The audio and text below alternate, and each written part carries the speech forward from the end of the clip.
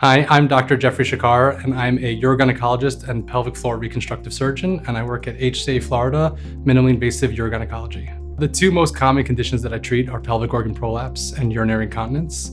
For both of them, there are a wide variety of options that I'm proud to offer my patients, things that we can treat, conservative measures, things that they can do at home, medications, office procedures, as well as minimally invasive surgical options. Here at HCA Florida, minimally invasive urogynecology, we have 4 fellowship-trained urogynecologists across South Florida, and all of us provide excellent care, minimally invasive options. We provide vaginal procedures, robotic, minimally invasive procedures, and all of us have that experience and that training to adequately treat these complex pelvic floor disorders. Minimally invasive surgery, and that can be done both robotically through the abdomen or vaginally with no incisions on the abdomen at all, is really critical to patients because it gets them back home and back to their activities and much faster. So shorter operating times, less blood loss, faster recovery, and back to doing the things that they want to be doing and living their life, and less time here with us and in the hospital.